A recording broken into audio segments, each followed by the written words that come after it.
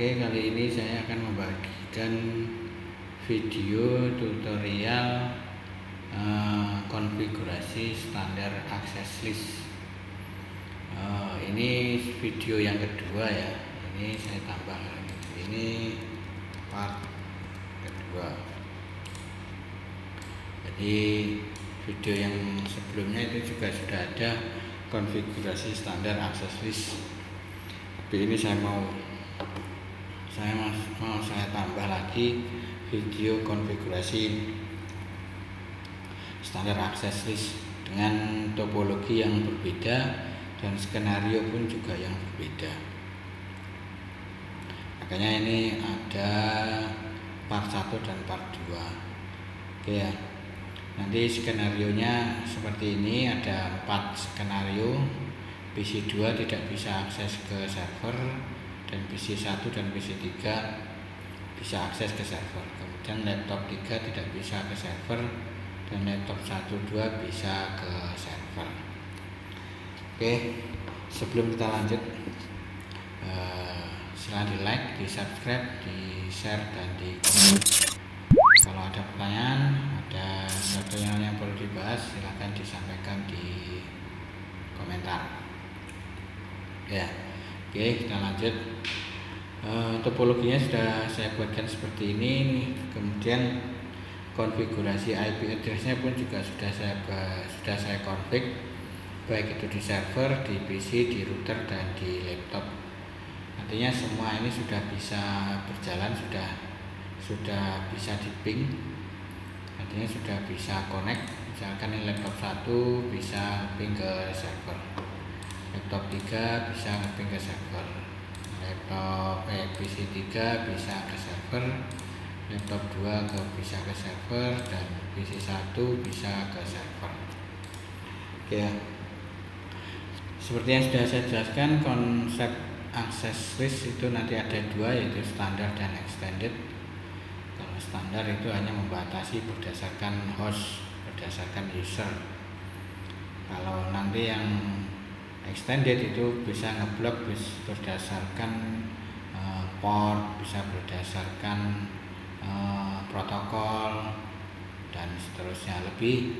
Kalau yang extended itu lebih spesifik, apa yang mau diblok itu lebih spesifik ya. Kalau yang standar itu hanya berdasarkan host saja. Nanti yang extended akan saya berikan di video-video selanjutnya. Untuk kali ini konfigurasi standar access list part kedua atau bagian kedua. Konfigurasi topologinya lebih banyak usernya, supaya Anda bisa memahaminya konsep access list, standar access list. Oke ya. PC 2 nanti tidak bisa akses ke server, ini skenarionya. Jadi PC 2 tidak bisa ke akses ke server. Kemudian PC 1 dan PC 3 bisa ke server. Kemudian laptop 3, ini laptop 3 tidak bisa akses ke server. Kemudian laptop 1 dan laptop 2 bisa ke server. Oke ya. Nanti itu skenarionya, gimana cara mengkonfigurasi supaya skenario ini bisa berhasil dengan konsep standar access list. Oke, sebelumnya saya ingatkan untuk di like, di share, di subscribe, dan di komen ya. Oke, kita mulai mengkonfigurasinya. Masuk ke router, enable, configure terminal, kemudian kita buat rule-nya terlebih dahulu. Rule ini nanti ada 2 buah bagian rule. Artinya nanti access listnya kita bikin 2. Yang satu access list hanya untuk PC, untuk kelompok PC ini, dan satu lagi access list untuk PC, untuk kelompok laptop 1, 2, dan 3. Dan ini untuk PC 1, PC 2, PC 3 kita buat terlebih dahulu. Kita buat dulu rule-nya atau access list-nya. Ini perintahnya access list 1. Saya ulang lagi, access list di tanda tanya aja, nanti akan keluar jenis access list-nya. Ada standar access list dan extended access list. Untuk standar itu penomorannya 1 sampai 99, untuk extended 100 sampai 199. Nah, nanti kalau dinomorkan seperti ini, access list 1 ini sudah otomatis sebagai standar access list. Jadi tidak perlu untuk diberi tanda atau apa.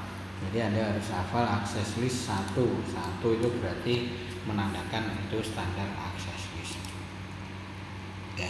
Access list 1, kalau lupa tanda tanya. Oke, kita mulai dari yang deny itu yang lebih spesifik, karena 3 PC ini yang akan kita blok hanya PC 2 ya kan. PC 2 skenario-nya PC 2 tidak bisa akses ke server. Berarti PC 2 itu access list deny, kemudian langsung aja kita tembak IP-nya. Yang di blok itu IP-nya berapa? 192.168.1.3. Oke, itu aksesnya. Kemudian laptop 1 dan PC 3 bisa akses ke server. Jadi kita lanjutkan akses listnya. Akses list 1 kita izinkan, berarti bisa akses itu diizinkan, itu permit any atau any gini. Ini any ini bisa dijabarkan jadi lebih spesifik IP-nya, IP PC 1, PC 3, atau juga langsung di akses list 1 permit any. Jadi selain 192.168.1.3 itu selain itu bisa diizinkan ya. Kemudian setelah itu kita masuk ke interface-nya.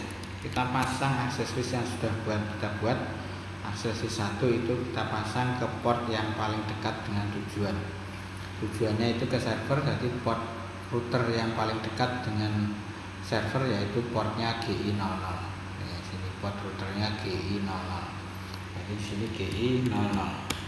Kemudian IP akses group 1 out. Sudah selesai.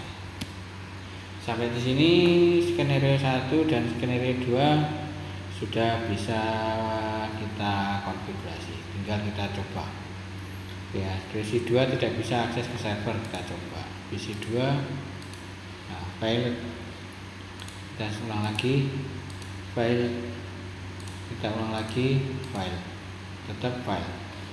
Kemudian kita coba yang PC 3, successful. Kita coba yang PC 1, successful ya. Jadi skenario 1 dan skenario 2 sudah sukses, sudah berjalan dengan baik. Kemudian tinggal skenario 3 dan 4. Caranya kita buat akses list yang baru. Kita buat akses list yang baru, misalnya akses list 2 deny, IP yang diblok itu laptop 3 dari 192.168.2.4. Kemudian kita buat akses list kedua, akses list 2 permit ini. Itu masuk ke interface-nya. Setelah akses list sudah kita buat atau rule-nya sudah kita buat, kita masuk ke interface. Itu rule-nya itu mau kita pasang di interface yang mana. Seperti di yang tadi, standar akses list itu diletakkan di port yang paling dekat dengan tujuan. Tujuannya server berarti DI00. Portnya router yang paling dekat dengan server yaitu GI00. Kemudian kita pasang IP akses group 2 out. Exit. Sudah selesai. Kita tinggal mengetes. Kita coba. Laptop 3 tidak bisa akses ke server. Fail. Kita coba lagi. Fail. Kita coba lagi. Fail. Nah, jadi sudah skenario 3 berarti sudah bisa berjalan dengan baik, yaitu laptop 3 tidak bisa akses ke server. Kemudian laptop skenario keempat itu laptop 1 dan 2 bisa akses ke server. Ini berarti harusnya successful. Nah, ini successful. Laptop 2 juga sukses, jadi sudah selesai. selesai. Skenario yang sudah kita rencanakan berjalan dengan sukses. Itu ya.